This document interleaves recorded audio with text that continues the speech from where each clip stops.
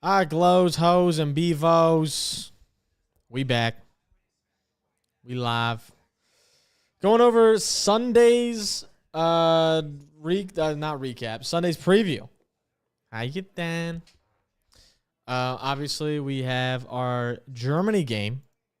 Carolina, my beloved Bryce Young, going against Daniel Jones and the New York Giants.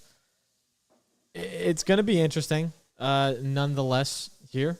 And what's up, Stuff? What's up, Jake? How you doing?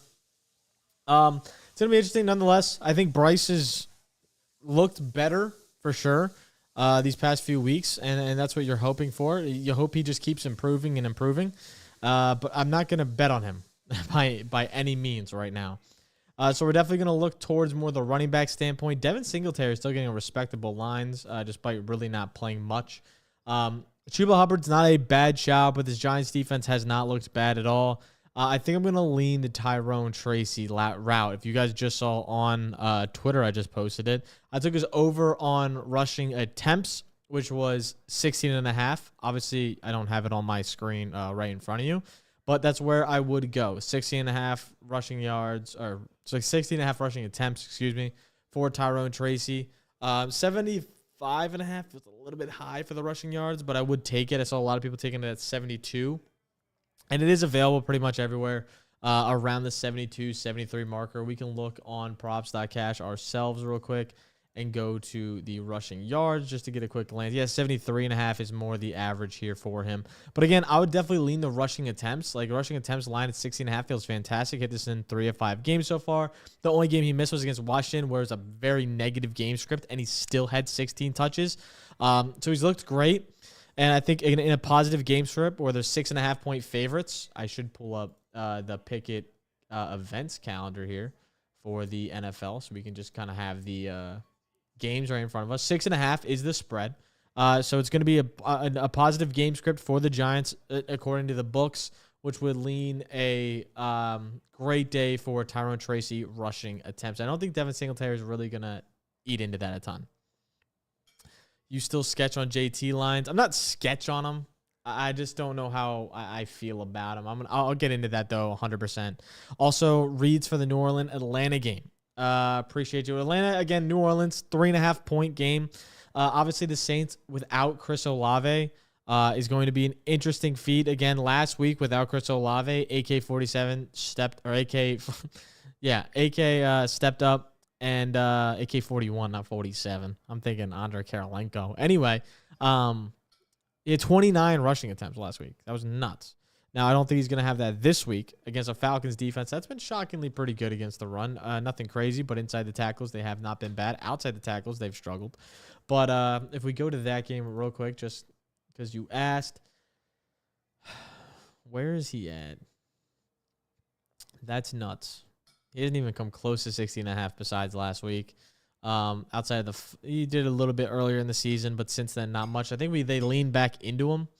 This week, again, this team ranks, what's that quick math? 9th rushing attempts, 9th in rushing yards. They give up the 9th most, obviously. But pass attempts, they give up a ton. Derek Carr might be slinging the rock here against Atlanta. I low-key think like the spread of this game being 3.5 is just absurd. I think Atlanta wins this by more than 3.5. If anything, I'm definitely taking that line there. 3.5 ESPN bet, minus 105 feels fantastic. So I definitely lean that way for sure. And if I were to lean a betting prop, I probably would go with Alvin Kamara. Maybe Taysom Hill, sneaky again. No Chris Olave. Normally Taysom Hill steps up in one way or another. So he could very much get involved here, as we saw last week and the week before that. So that's pretty much where I'm leaning there. The Germans getting a dumpster fire. No, the Germans are getting an insane dumpster fire. So they're getting a really bad game. New coach theory. Listen, I understand the new coach theory. I understand all that, but I don't know if that's really going to change how bad the roster is. Like, I truly don't think they have like an elite roster. Obviously, it looked great with Clint Kubiak in weeks 1 and 2, but outside of that, like, the roster feels bad. Like, if anything, like, it's not good. So I think they're just going to lose in a normal fashion. But again, Atlanta's also very known for losing games they should win. So never know, but I would probably lean Taysom, honestly. I think he gets a lot of work without Chris Olave. But for now, we're taking Tyrone Tracy in the Germany game. Also, sneaky Germany game line. One of his favorite targets so far, Jalen Cooker on go routes. Seen 4 of them in 2 games. So he's been a pretty big focal point. And Jalen Cooker's looked good. Rookie guy with Xavier Leggett to pair, just trying to get these young guys some reps. Our team is really built on Cooker, Jatavion, Leggett, Chuba, and then like Bryce is like there. But that's a sneaky good line too if you want another pick for Germany. Anyway, Pitt Washington. I don't love this game. We can look what the spread is too. 2.5. Oof. I think I'm taking the Steelers side of this. Like, I think I'm definitely going to take the Steelers side of this. I get Washington's looked great, but they've also been very shaky at times, and Pittsburgh feels like they're just rolling right now. Like, I feel like I want to take Pittsburgh against a lot of teams. Their defense is just elite. This is going to be Washington facing a really stout, elite defense. They haven't faced many of them this season. Like, if we look back at their schedule real quick. Where the hell is Pittsburgh? There it is. If we look back at their schedule real quick and we go to who's Washington's faced, like, look at the elite defenses they faced. Tampa Bay, no. Giants, no. Cincy, no. Cleveland with Deshaun Watson, no. Baltimore, yes. They did great against them. Carolina, no. Chicago, they struggled against them. And even Baltimore, they did technically struggle. They didn't, like, dump points on them. And the Giants also no for elite defenses. So, like, they haven't really been facing many. They faced really, like, 2. Baltimore and Chicago. Now they go to face another one in Pittsburgh. Could be a low-scoring game because of that. Rookie quarterback versus a stout defense. So I definitely would lean Pittsburgh in that respect. 2.5 feels like great value as well. If I were to lean an underdog pick'em line, I think Jaylen Warren gets moving again. 6.5 rushing attempts feels fucking fantastic. Let's go to rushing attempts. Rush attempts for Warren. Obviously 12-9 the past 2 games. Favorable game scripts. I think, again, if there's another favorable game script here, he's going to be involved. He's seeing about 50% of the snap share. 51%, 40% here. I think he's going to continue to see around anywhere that 40 to 55 range is going to be where he goes every single game. Him seeing 44 and 46 rushing yards in the past 2 games. He's going to continue to see those attempts, though, and see the volume that we're looking for. I think 6.5 rushing attempts for Jaylen Warren feels fantastic if you want to take that line in this game. Other than that, I don't really have many other lines that I am in love with. So I think after that, I'm kind of done with that game. I don't know if I have much more outside of that, and I'm taking Pittsburgh for sure. Harrison Washington overs in this game, you think? I mean, Najee makes sense. I mean, it's the same reason I would take Warren. But Washington? Like, you're talking like Darnell Washington? That's insane. Darnell Washington over 8.5 receiving yards. Being his longest reception being 7.5. Because he's only going to get 1 catch. Yeah, that's insane. We'll keep it pushing, though. Denver versus Kansas City. The spread of this game has to be a bajillion, and it probably is 7.5. Honestly, I'm taking Denver's side of things. They keep these games normally close in divisional game. The Chiefs really haven't been good against the spread. They did obviously last week, and the Broncos got blown out by Baltimore, but I don't think they really covered this spread. I think it's a closer game than they would like, as the Broncos still are a scrappy team. And again, in divisional game, it's gonna be a tight race here. From a pick'em side of things, I would love the Javonte under again. I know I took it last week and we missed because he saw a crazy volume against Baltimore, just junk time bullshit. But I don't think we're going to see a lot of junk time bullshit versus Kansas City, especially because Kansas City is the 2nd best run defense in all of football. I know Baltimore had number 1. You could blah, blah, blah, blah. But I think Kansas City is just a more stout, sound. They're going to make sure that Bo has to beat them through the air. And I think that's going to have to happen. And I don't think Javonte's really going to get moving much this game. As much as I love Javonte and I own him in a bunch of leagues, I don't think he has a good game today. I'll take his lower on that, and I'll take his lower on 61.5. Whichever way you want to lean. He had a crazy long catch last game. I don't think that happens again on a broken play. That's kind of where I would sit with that. Javonte lower feels fantastic, and that's where I would be. Yes, the big boy. That's crazy. The week 9 thumbnail is a masterclass. How you thank you. Appreciate it. Jaden passing. Jaden is always a polarizing guy, but against Pittsburgh, I just don't feel comfortable. I don't really love either side of it because I could see it going both ways. I could see him have to rely on his legs this game. I also could see him slinging the rock this game. I just don't feel comfortable taking either side. But again, I would take the Javonte under on this game, and I would take the spread laying points with Denver. San Francisco, Tampa Bay, I do have an official play here, and it's not anything to do with CMC. CMC's coming out game 1 after 2 messed up Achilles, and his line is 93.5 yards. That's nuts, dude. Fresh off the IR, hasn't touched the field in so long, 93.5 yards right off the rip. Now, again, they're playing a bad Tampa defense right now, so I understand. Beat up Tampa defense right now. So I understand, but we're going to take K-Dot in here, 58.5 receiving yards. If you saw the video earlier, I got him at 57.5. If you follow me on Pickett, you also got him at 57.5. But the spread of this game is 6.5, 7. So we're going to try. I think I would definitely lean the Niners here with CMC back. Red zone offense should look a lot better, should be more efficient. I want to know what is CMC's lines to score. Yeah, they don't even have him on here, probably because he's just so juiced out the butt. We can click here and we can see. I don't have nothing there. He's minus 180 to get in the touchdown. Brother hasn't played in months, and he's minus 180 to get a touchdown first game back. That's insane. That value's nuts. I would never take that. If anyone tells you to take that, don't. Horrible value. Anyway, we keep it pushing.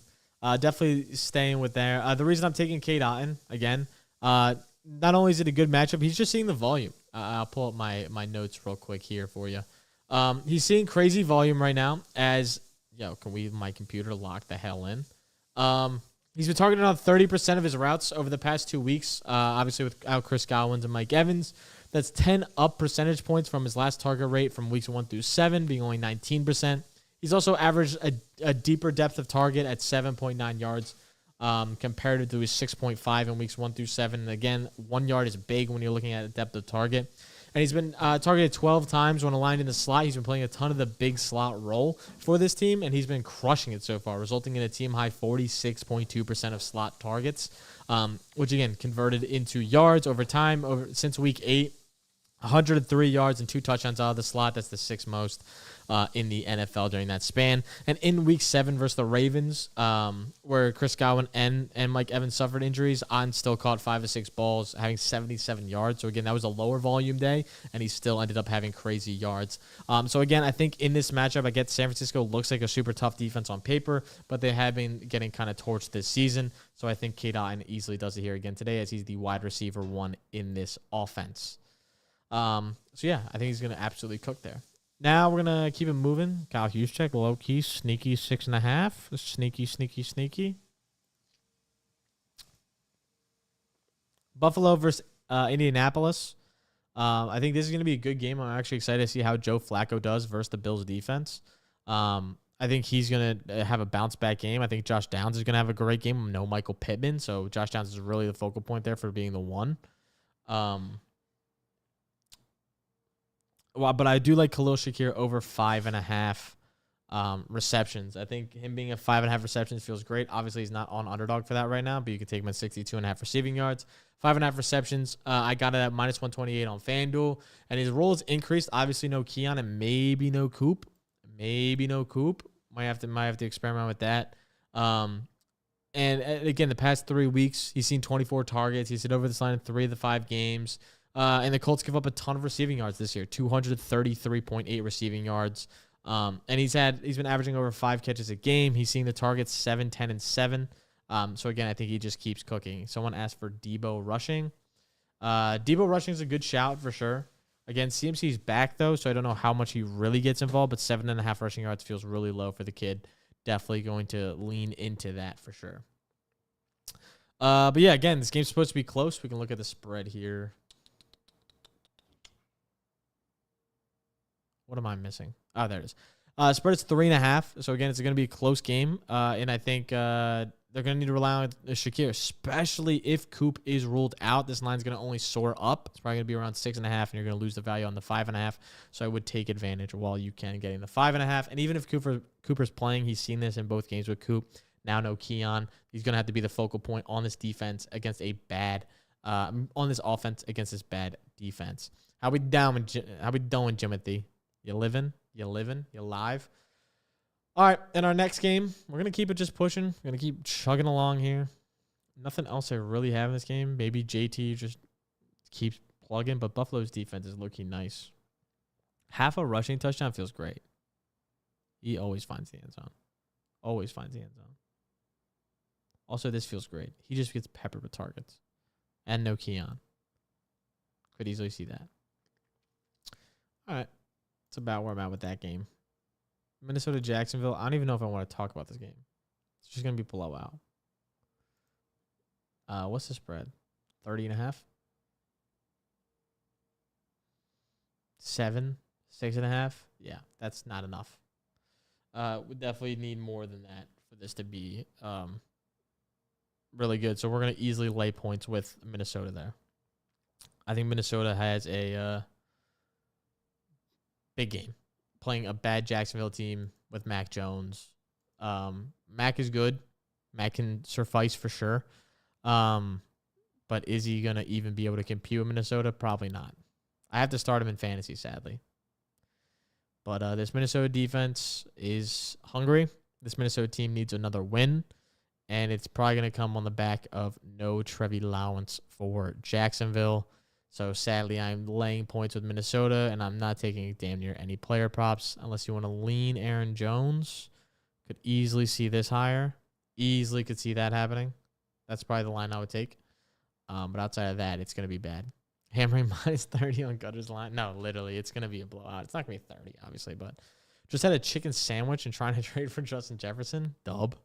Yeah, Aaron Jones' rushing yards feels fantastic in this game. Rushing yards, rushing attempts. I'd probably lean attempts. But I think both are probably going to cash. Atlanta, New Orleans, we already went over that game. New England versus Chicago. Ugh, gross. 6.5? Really? I'm laying points with the Patriots there. 6.5 for a Bears team that can't move the ball on offense. This offense sucks. Vibes are low. It's bad. Like, this team, offensively, everyone, like, I get a guy gets mad at me. There's one commenter that comments on, like, all of our videos that gets pissed. Gut always shits on Chicago. Gut never has anything good to say about Chicago. Blah, blah. Yeah, because their offense is run by Shane Waldron. I like the pieces they have. I don't mind the players they have. I just think Shane Waldron is a horrendous offensive coordinator, and he's bad at calling plays. You'll look at just the next-gen stat stuff. Like, they're running routes, and they're horrible. You're running DJ Moore on one fucking go route a game and then a bunch of just outs and corners. You're not going to get him fucking open. Like, you got to run him across the field. Drake London's expected to play. Damn. Didn't expect that. Yeah, it's just sickening. It's sickening. I just think this offense sucks. Player prop-wise, though, I think this has kind of just been cashing like crazy. Chicago's defense gets a ton of pressure. Drake's going to have to get on the move. So I think that's a good spot. I think that's a great spot for 29.5. The Bears are walking trash can. But that's what I'm saying. Put me in fucking OC, see what happens. No worries if you missed it. Thoughts on Carolina backfield? Is Chuba him again? I think Chuba commands this backfield almost entirely this week. And I do like the line versus the Giants, which I talked about earlier. Cliff's redemption arc is kind of brazy. Yeah, I don't know how much longer it's going to last. Like, sadly, I just don't know how much longer it's actually going to last. All right, Glow. Where are we at? I don't like this game. I'm laying points with New England. On to the 4 o'clocks. This game's also disgusting. Chicago's going to roll Tennessee in a low-scoring, gritty game, but I think they're still going to win. What's the spread? Not enough. Holy, 7.5. That is enough. Probably laying points with the Titans. Oh, taking points with them is so disgusting. But, like, the Chargers are not covering recently in general with this offense. It's just slow. But, like, this defense has no shot. Defense is so good for Tennessee. Offense sucks, which puts the defense on the field all the time. Excuse me. JK's only at 64.5 rushing yards. That feels great. What's his rushing attempts? Don't have it. 2.5 receptions. Feels great. How many receptions has he had?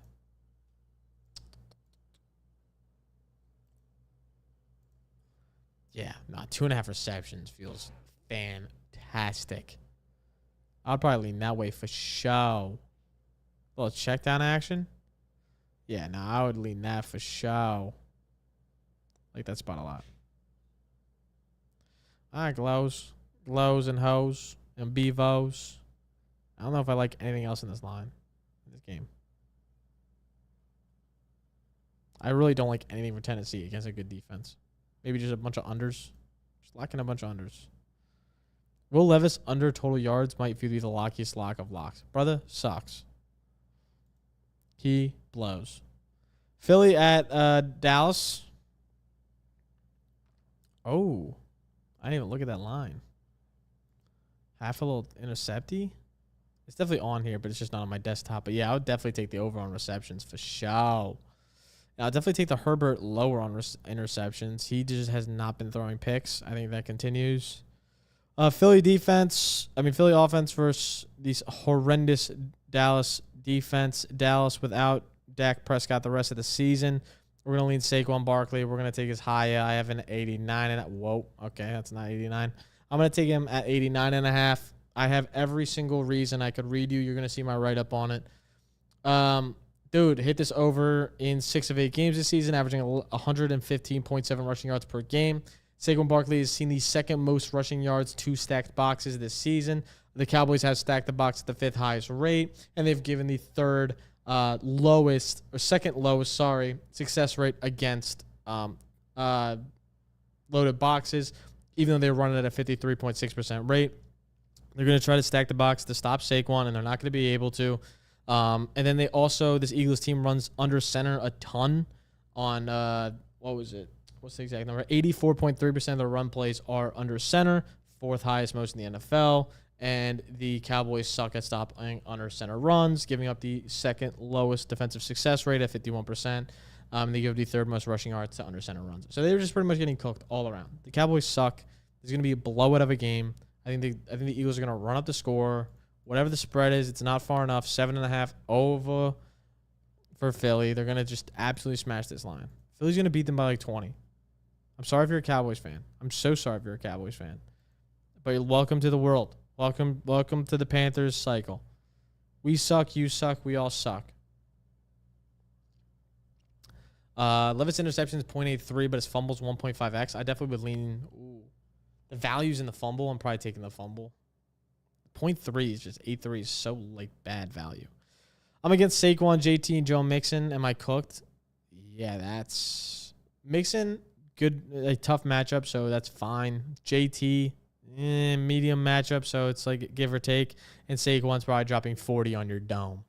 Should I add Herbert lower interceptions? Yeah, dude, I think it's a good play. I think Herbert's been cooking. He hasn't thrown an interception in 6 games, 7 games. He just set the record for the Chargers last week.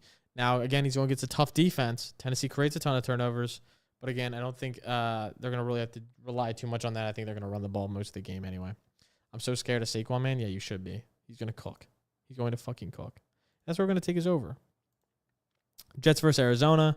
Taking my main man, who I have now in deal or no deal, Garrett Wilson, over 70.5 receiving yards. Again, this line feels fantastic this week. I feel like, I've recorded the video for my picks today 3 times because of audio issues and then editor issue, like all that sort of shit. I just had to edit on my own and get the fuck done. I feel like I've said this stuff so many times. Garrett Wilson hit this in 4 of the last 5 games this season, and his production's been nuts, even with Devontae Adams averaging 1 more yard per route run, and despite recording a 2% lower target rate. I don't think the target rate really matters, as he's seen 13 targets over 10 air yards since week 7, totaling 154 yards and a touchdown, compared to the first 6 weeks of the season where he had 13 targets, but only 7 receptions for 121 yards. So it looks drastically different comparatively to the past 2 weeks compared to the first 6 weeks. Also, this Cardinals defense gives up a ton of yards, 228.6 receiving yards per game to opposing wide receivers this season. And Wilson averages 12 targets a game right now since Adams has come over. Again, it has a shootout written all over it between Arizona and the Jets. I think it's going to be a good one. And I'm excited to watch this game. This game should be fun to watch. I think it's going to be a shootout. I think Kyla Ova is also great. 199 is just too low for me. I think McBride has a big day. McBreezy, big day incoming. Yeah, Marv has been fucking ass. So hard. But, yeah, Garrett for show. Well, I'm going to read your comments in a second. Can I click off this? Thank you. KJ Hamler might be Buffalo's wide receiver 3 tomorrow. So I take the Colts spread. No, it's very fair. The only problem is Josh Allen exists. I have Jamar, JT, and AK. Are we cooking? Dude, if you have Jamar, you won. That's it. How much lower does CD's value go with Dak probably done for the year? Insanely lower. The CD probably drops from wide receiver like 4 or 5 right now to upside of wide receiver 2. He goes down to now like wide receiver probably 15, 13. Like he's outside of my top 10 for sure. Like I just can't rely on Cooper Rush. I'm sorry. Unless Cooper Rush comes out and just peppers him with fucking 15 targets a game, which could happen, but I highly doubt it. I just think they're cooked. I think CD's going to go down with some hamstring injury or whatever to kind of save himself from looking bad. Not even him looking bad, just like the offense being bad and him being in it. So I think that'll probably be what happens. But nonetheless, Sunday Night Football, last game we're going to talk about. What we done with Detroit and Houston, the direction I want to go is go back to longest rush. I think this just cashes. Houston's defense has given up some massive plays on the ground this season. 4 different times they've allowed a running back to go over 20 yards on the ground. So could be a massive game for there. And then I kind of want to pair that with, where was it? CJ's high on passing yards. It was at 233 earlier. Damn. It was at 233. Now it's all the way to 241. But I'm still going to take it. I think he's a big bounce back game. If Nico plays, he's questionable right now. We'll see. Even if he doesn't play, I think he still hits this over. And then Jared Goff, not taking anything there. Amon-Ra had higher on receiving yards. I think that could also be the lean for this game as well. Houston's defense is better on the ground than they are through the air. This Houston defense also has been cooked by single wide receivers. Amon-Ra is that guy. So I think Amon-Ra has a big day. You could also take his 12.75 fantasy points. I also really like that. I think he easily finds the end zone as well. What's the spread for this game? 3.5. I'm also taking the Cardinals versus the Jets, by the way. And then I'm taking the Lions versus the Texans. I think 3.5 is kind of low. I think I would do more. Amon-Ra Zion's only 12 fantasy points. Yep, that's exactly why I said I'd probably take that over. Do you think they use Rico more? Yeah, I think Rico's volume definitely increases a little bit. I don't know if his efficiency is going to increase, but definitely going to be a little bit. I feel like Malik Neighbors can be top 5 wide receivers with Daniel Jones, and CD can be good enough with Cooper Rush. I think he'll be good enough. I think he'll be fair. Again, top 15 you never smack at. But and Malik is always going to be just Malik. So he's going to have some big days. Because there's massive days, going to have some small days, and a little bit in between there with Danny Dimes. Yeah, but that's all I got for the Sunday preview for this week. Quick 30-minute little live stream. Hopefully I answered you guys' questions. If you have any more questions, make sure to DM me on Twitter, DM me on Instagram, whatever. Try to get me somewhere, somehow. I'm going to be posting the write-ups for these plays on Twitter, so make sure you follow me on there. And, yeah, Glaus, make sure you get the odds on Pickett using code BDGE when you sign up. And outside of that, we'll be good to go. All right, bye, Jimothy. I'll fuck with you.